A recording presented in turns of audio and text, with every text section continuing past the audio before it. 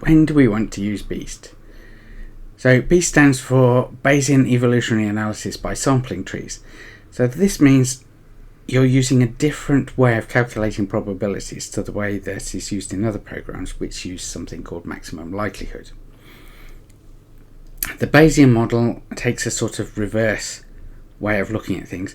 So instead of you having a kind of fixed model and then you come out with an answer, it allows you also to change and create different sets of models and find out which is the best model to work with your set of data, which is a bit more complicated because it optimizes the parameters of the model. So for example, the rate of change of A's to C's or T's to G's or whatever else.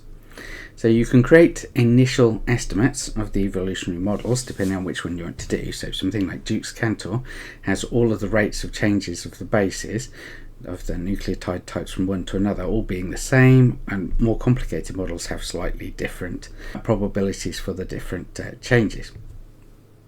And what this can do is create models which incorporate updated parameters depending on how the fit goes to the tree.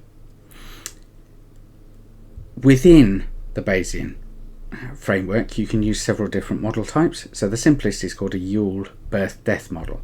That means you create new species and species become extinct. They are born or they die.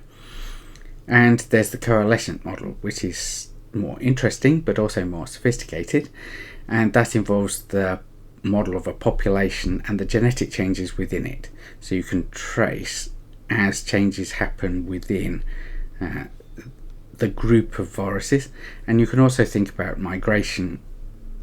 So that could be things coming into an area or leaving an area.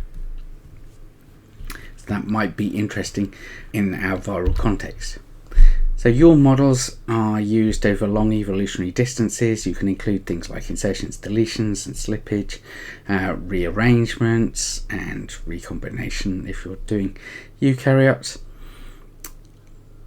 This doesn't take into account the dates of collection of the samples, so the tip dates, as they are called, will not be taken into account.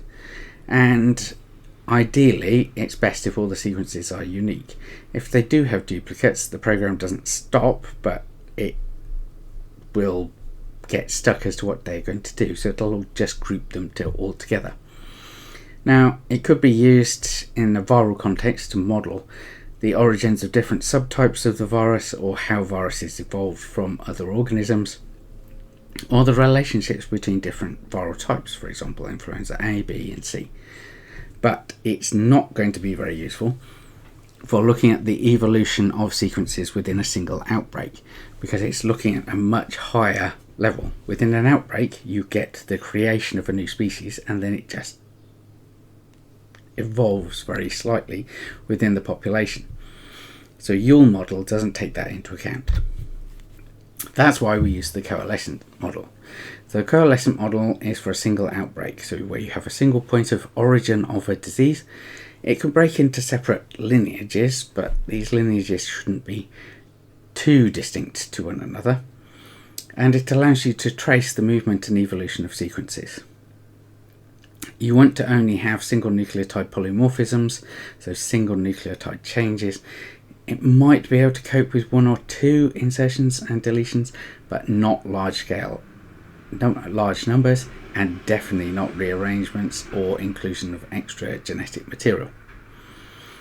It does take into account the date of the sample, so this is very important. And that means that identical sequences suddenly become non-identical because they're collected at different times, or potentially in different locations and with different host species. These models produce a much more complicated version of the tree, because it's not particularly a rigid tree model. It's more a diffuse, fuzzy kind of model, because you're dealing with the entire population and not a single copy of the sequences. So using BEAST and Beauti is a two-step process. BEAST is the program which carries out the statistical analysis and creates the tree. But to create the model file that goes into that, which includes sequences as well as the evolutionary model and various other things, you need a helper program, and that is where Beauti comes in. I'm also going to use Mega to pick the best evolutionary model to start, because the more things you describe within Beast, then the less work it has to do using its probabilities to fit things. So the closer you can get to the right answer when you start, the faster it will find the correct answer. So it's always a good idea to give it a bit of a help if you can.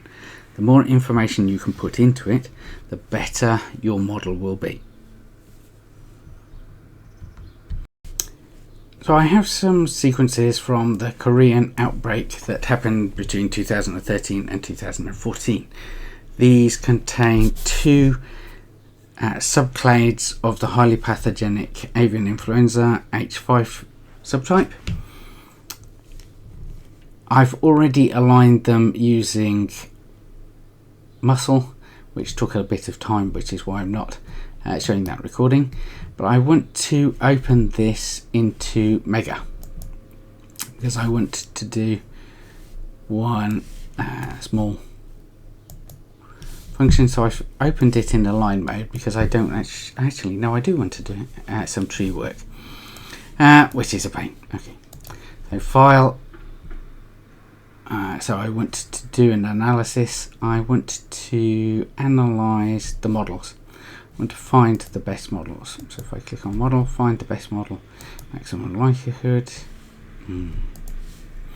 Okay, first I need to actually analyze this one. Phylogenetic analysis. Yes, it's protein coding sequences. This one there, that's a bit short. Oh well. Find the best models. Actually, before we do this, cancel. I forgot to do some quality control. Not very happy with that, but it's a bit short. Now, looking at the stars along the top, have we got any regions where there's a load of N's? Possibly, because there's a mess here. There's no, yeah, there's a missing bit here. Let's delete that one. That was outside the right clade, so that's not a problem. It was a non-GS, non-GD, which was interesting that it also occurred in Korea during that particular time period. Let's go back to the start.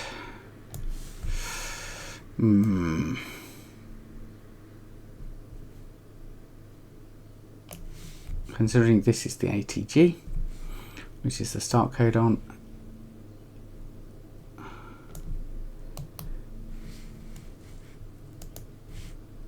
that's not actually a problem.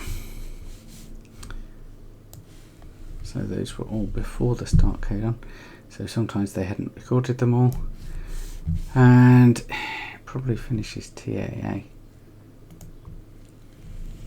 So all of that is after the stop codon.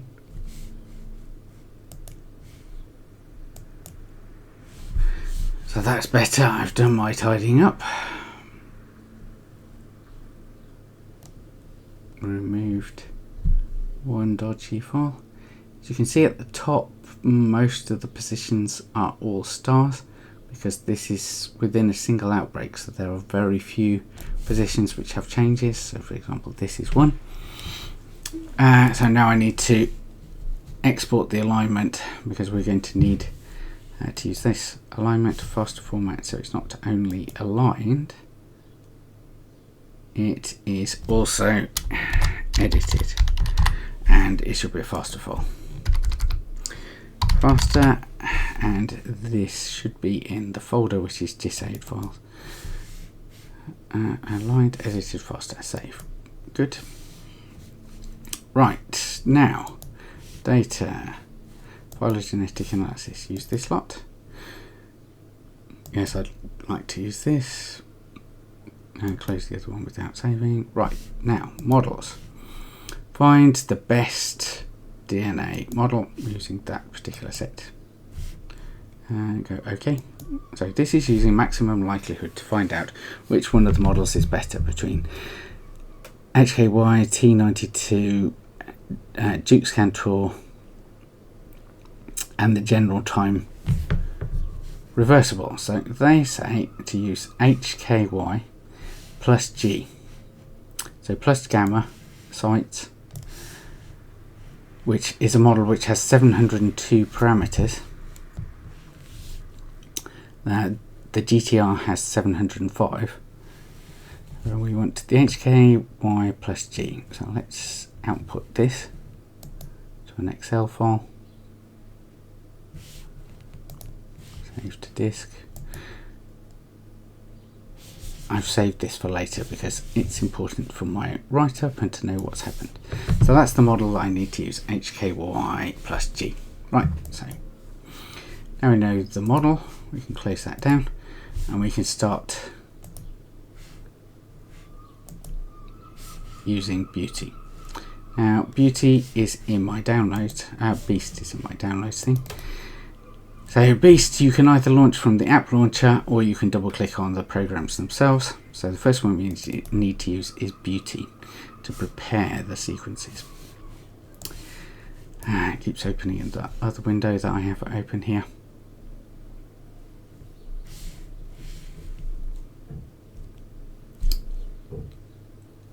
Okay, so file. First thing I need to do is import the alignment.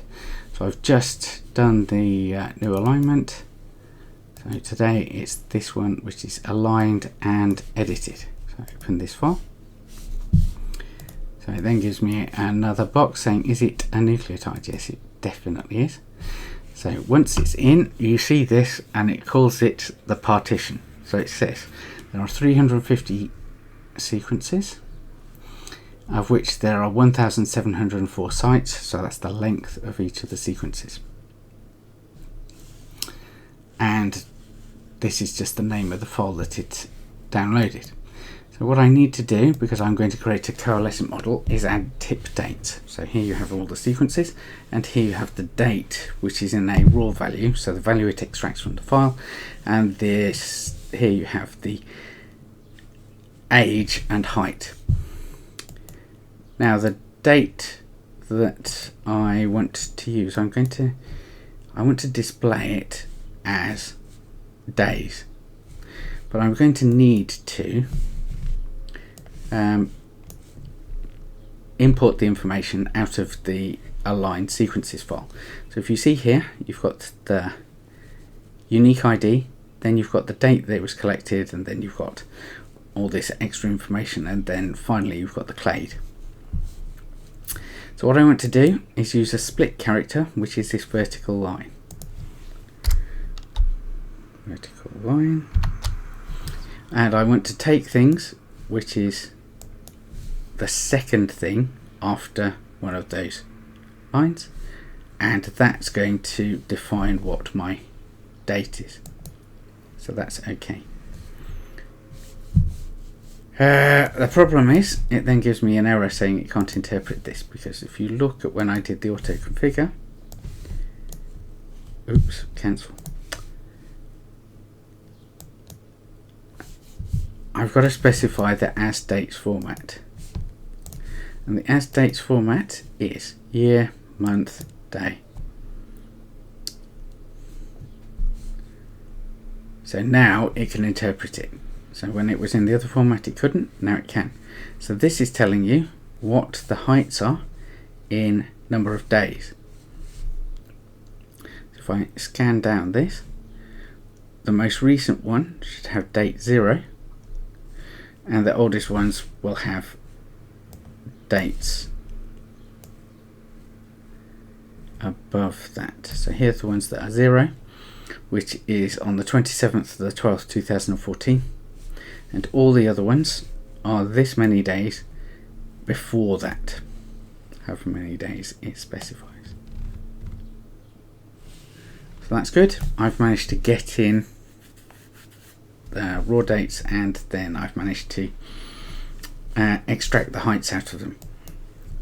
Now I go to the site model. Now it says to use the gamma site model, so that's fine. Gamma category count, I think we usually use 5. Shape, it's going to estimate and work out. Proportion invariant, we're not doing anything. We've not specified it because it wasn't specified in the models that came out of Mega. And the model it said is to use the HKY one. So we can use the HKY. Here, it's going to estimate kappa, and it's going to estimate all the frequencies. So all those parameters, it is going to work out itself. So that's all fine, we don't need to do anything. Next we have the clock model. It's within a small outbreak, so you would assume that evolution is happening at the same rate throughout this 1 year and within the same location. If you had very long evolutionary times, then some parts of the tree might evolve at a different speed to others, but here we can assume a strict clock. And then we come to the next thing, which is called the priors. So this is the kind of model that you want to set up. So here's the yaw model, and the yaw model has a birth rate, a clock rate, and the gamma shape, and these others. So what it does is it has a shape of random distribution, and it picks birth rates from within this, which is a uniform distribution between 0 and infinity, and the initial values are 1 and 0, and it just picks randomly things. Now, you don't need to worry about all this mathematical gubbins that it uses to create the things that you want, because by default they should be set up to reasonable models. We're not going to use that particular model. There's some other ones. So there's yaw models, calibrated yaw models, fossilized birth-death models, coalescent constant population, exponential Bayesian skyline, and extended Bayesian skyline. The Bayesian skylines can be used to look at population structure. So are there particular lineages that are developing within the populations, or is the population just one homogeneous thing which doesn't have separate lineages? You can also extend the model to include geography, and there are other add-ons that you can do, and you'll have to look at the Beast page to know all of the possible add-ons. We're going to assume constant population. Is constant better than exponential? Actually, let's go for exponential population. If I've got it wrong and I added something that I don't need, so constant population would mean you've got to reach an equilibrium. Now this is the start of an outbreak, so probably you've not reached an equilibrium. You're starting from having very few, and then suddenly it has a big impact, because that's the point of you having an outbreak. Now if I've got the model wrong, it will basically say that the growth rate of the population is close to 0. So this model with the exponential growth of the population contains the one of no growth of the population. It's just the growth parameter goes to 0. So I've added an extra thing into it, into the model. So I've got a uniform clock, I've got exponential population size, so it's going to estimate the slope of the exponential, the 1 over, so it's going to use that 1 over x to estimate this, and it's got all these things that it's going to estimate. So those are the things it's going to do. And then the last thing that you have to specify is how many random choices it has to make of the model and the tree for it to get the best, to fit the model correctly. Now by default it's 10 million. I suggest you run it the first time always with just the default to see if it works. It might or it might not work, but you can't tell whether it is going to work or not until you look at the output. So for now, you just leave it as that. So you do file, and if I click on exit, it then says, do I really want to exit? Do I want to save the B specification file first? So yes, I do.